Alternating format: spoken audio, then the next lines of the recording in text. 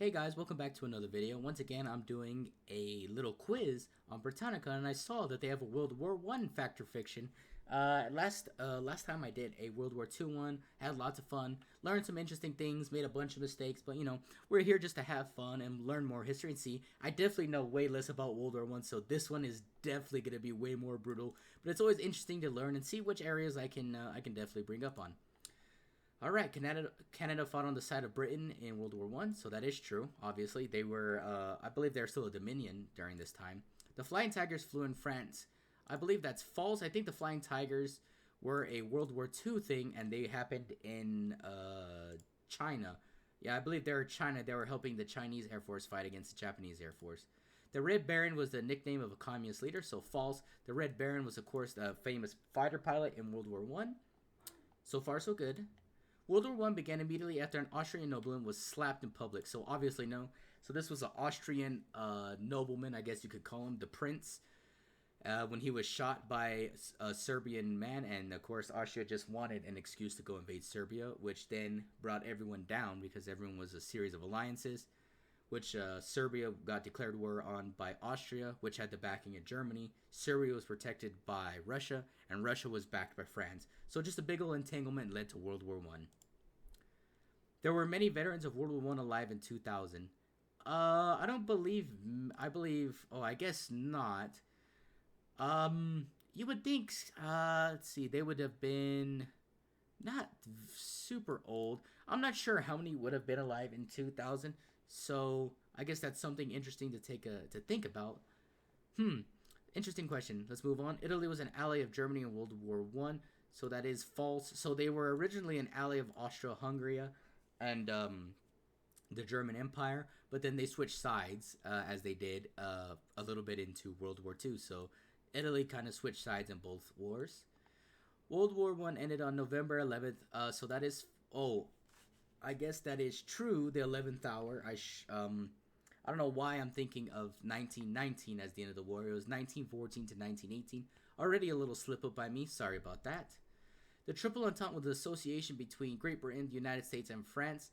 False. I don't believe the United States was in the Triple Entente. I think it was Great Britain, France, and then Russia. I believe those were the big three. The treaties of Brest-Litovsk was signed by the Central Powers with the Ukrainian Republic and with the Soviet. I didn't know that it was signed with the Ukrainian Republic. I guess it was freed during around that time, but I did know that it was signed with the Soviet Union after they were pulled out because of the Civil War and they were overthrown by the communists with Vladimir Lenin and all of that. So definitely interesting. I didn't know they signed it with the Ukrainian Republic. Interesting. I can't say that name. Hofe was known as the victor of Maine. So I don't know. Okay, so it looks like this guy. Joseph Hoque Cesar Hofe, I'm sorry for the pronunciation, was known as the victor of Marne. So it looks like he was. I'm not sure who this is. My knowledge on World War One is much worse than World War Two. The Germans first used poison gas as a weapon during. I'm not sure. I know they used it first, but I'm not sure when they used it. It looks like that's false. I'm not sure. We can take a look. So it happened at the Battle of Ypres in 1915. So I'm not sure what this battle was, but I knew they did use it first. I believe they did use it first, but I did not know the exact battle. So, little aspects like that. The 14 points outlined Woodrow Wilson's proposal for a post-war peace settlement. I believe that is true. Obviously, no one listened to that. That was kind of just thrown away. The sinking of Lusitania by a German U-boat on May 19th prompted the United States immediate entry, so that's false. So this didn't bring them immediately. It did make a lot of Americans mad, but what did was the Zimmerman telegram, which was intercepted by the British and given to the Americans, asking Mexico to join the war against the United States, and they would get all their land back. Obviously, the Mexicans didn't do that, and that provoked the United States even more than the sinking of the Lusitania to go into World War One. William Barker became the most decorated war hero. See, I don't know who that is. I'm sorry, Canadian, so I'm going to say true. So apparently, William Barker became the most decorated war hero in Canadian history as a fighter pilot in World War One. That's very interesting. I knew the Canadians have lots of amazing fighters in World War One and in World War Two. definitely great fighters when it comes to war, and very nice people. I have met a few. Hopefully, yeah, things like this. These are like small trivia facts that I would love to know about World War One, but I just don't know. It's just, it's definitely a very large war, but it's obviously overshadowed by World War Two more often. The Hindenburg line was a defensive barrier in Provish. Nope, that's false. So first of all, when you see the Hindenburg line, that's German. So that was a defensive barrier by the Germans against the Allies, or the Entente as they were called. Big Bertha was a term for a type of howitzer first used. I believe that's true. I don't know how big the gun was, but it was extensively large, so Big Bertha was obviously needed. The Balfour Declaration was a statement of British support for the establishment in Palestine of a national home for the Jewish people. I have no idea. I'm going to say false, so I guess that's true. I did know that they did have a declaration for a home for Jewish people, but I did not know that's his name. So definitely something interesting to look at there. Sir Land Hamilton led the Mediterranean Expeditionary Force in the unsuccessful campaign. See, I have no idea. True. So I guess Sir Ian Hamilton did the unsuccessful campaign against Turkey in Gallipoli Peninsula. See, I know that there was an expedition there and that it failed, but I had no idea who led it. So Sir Ian Hamilton, definitely interesting to take a look at. Alyaksandr Bruce led the largest Russian assault during World War One. I have no idea. I'm going to say true. I cannot say this middle name. I'm terrible with foreign names. I'm sorry about that, guys. But apparently he did. Very interesting. The Triplet Alliance was a secret agreement between Germany, Austria-Hungary, and the Ottoman... I don't believe it was secret. Yeah, it wasn't secret. I think it was kind of an outright, hey, this is us, because they're all kind of some of the last empires around. I guess the British Empire, French Empire. So but they were the in-between empires, and of course the Ottoman Empire was known as the dying man of the empire world. So kind of joined the wrong side there, and definitely led to it falling even quicker. And the Treaty of London was a secret treaty to bring Italy into World War II. See, I have no idea about that, so I'm going to say false. I guess it's true. Very interesting, the Treaty of London. Definitely an interesting name for that. So I guess that brought Italy into World War I. See, I didn't know anything about that. So that's definitely something I need to make sure to look up. Blimps were used by navies during World War I. I'm not sure if they were used by navies. I'm going to say true. I guess they were. I knew blimps were used by, of course, the Air Force. That's how the Germans actually bombed, and the Allies bombed each other's cities throughout the war. But, of course, the Germans used it more. Battle of Verdun was... No, absolutely not. The Battle of Verdun was very long and excruciating, and it cost many French lives. It was absolutely horrific. Definitely a battle to cover. Just so many lives lost there just to hold on to it. Raymond Bunkier was the president of the French Third Republic during World War I. See, I have no idea who that is. I'm going to say false. I guess it's true.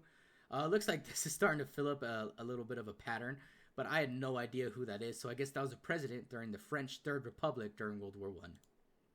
The Sykes-Picot Agreement was a secret convention during World War I between Great Britain and the United States. I have no idea either. I'm going to say true.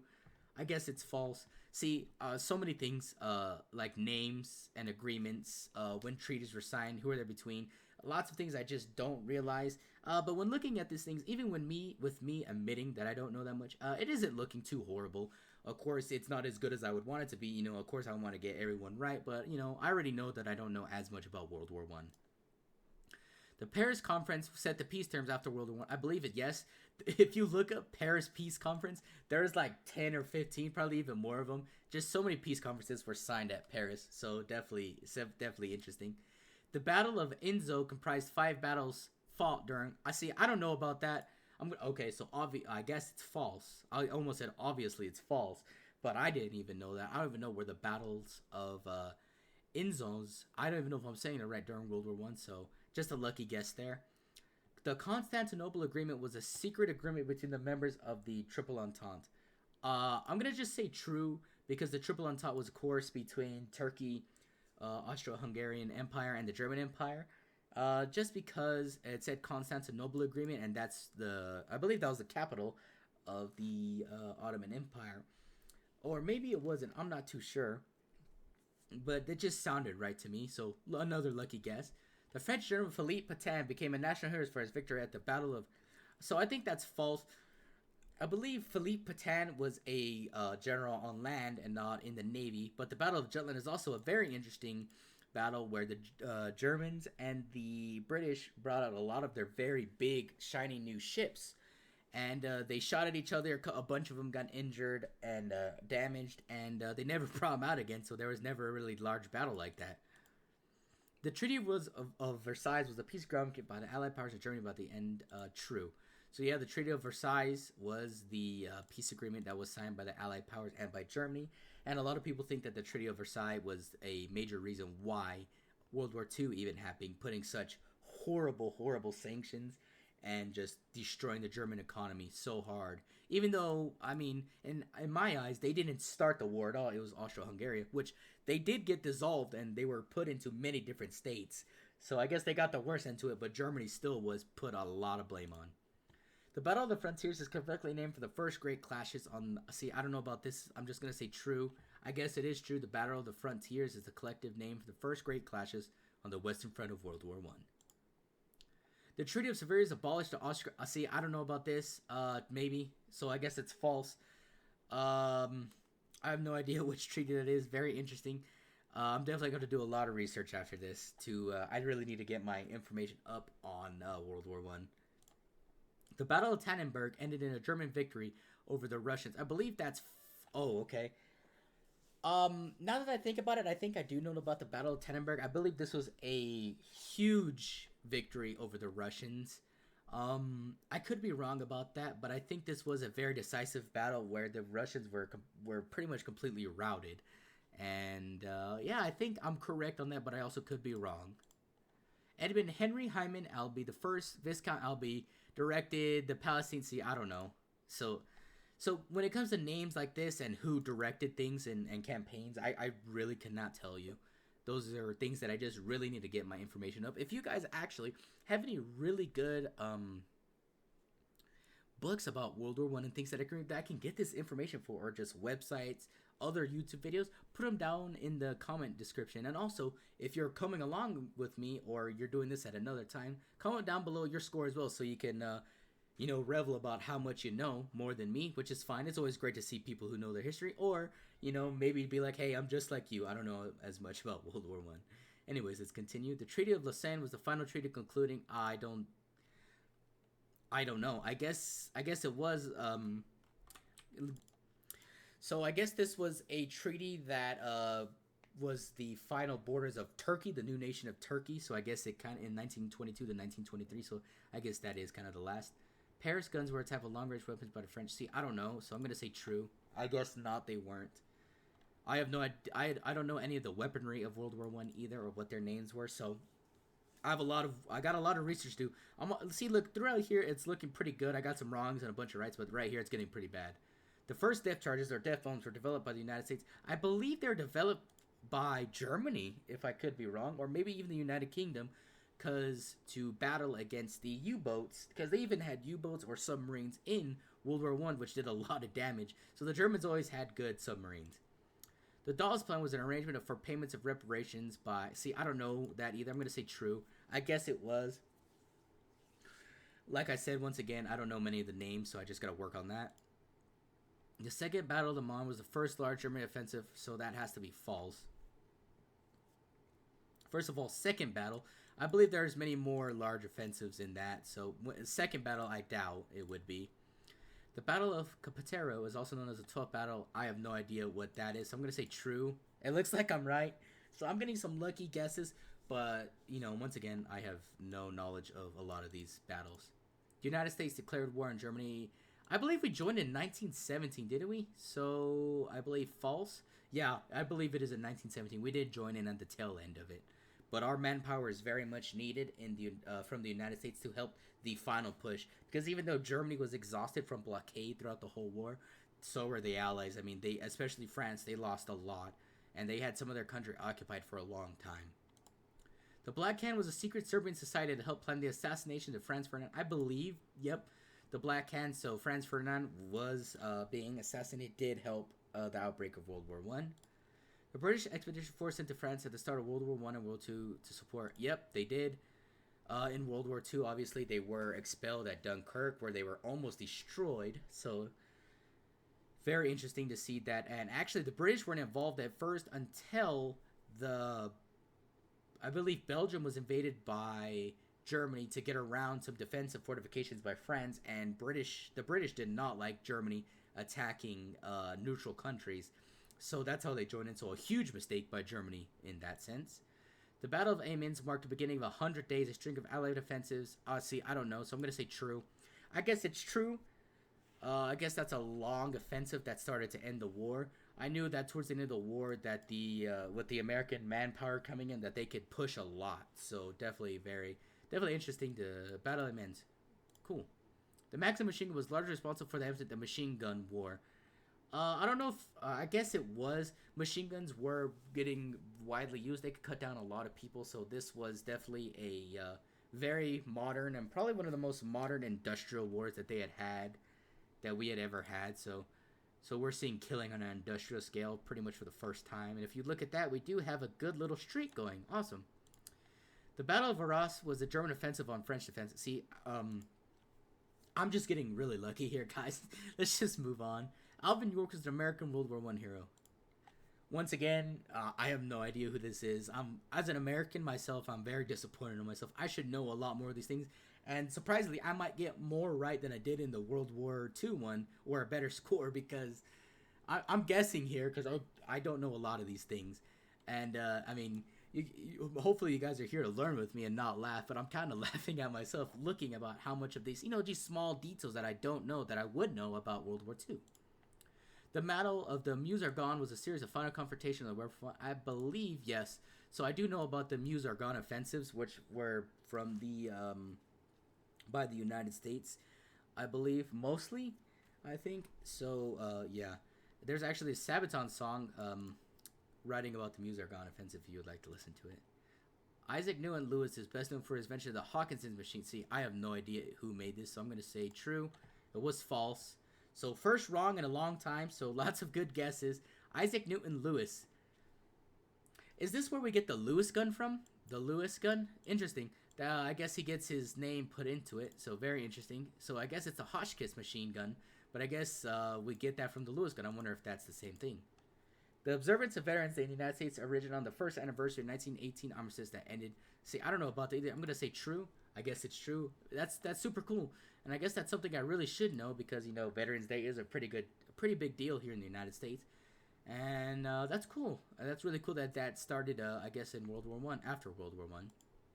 Italian Prime Minister Vittorio Orlando headed to Italy's see, I don't know. False. I guess that's true. See, I mean, that's a little more obscure. Like, who did Italy send to be the delegation to the end of the war peace conference? I'm not too sure. The Christmas truce of 1949 officially agreed upon in the early after appeal. False.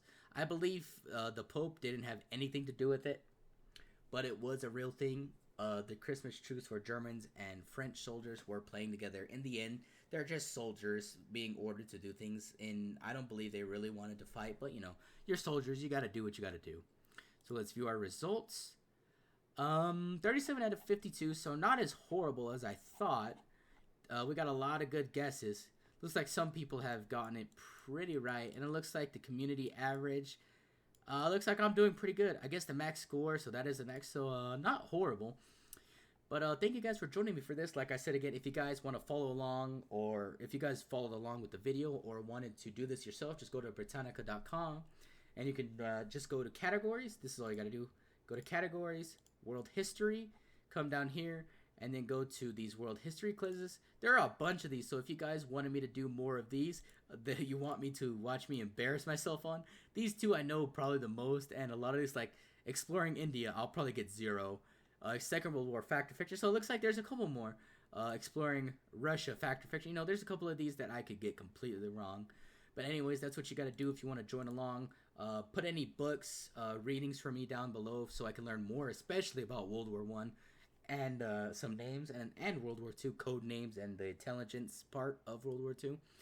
And, come on and comment down below about your better score than me, gloat, or say, man, I got worse than you, but that's fine. We're a community always striving to learn more and be better. So hopefully you guys enjoyed this video. Thank you guys so much for joining me, and I'll see you guys next time.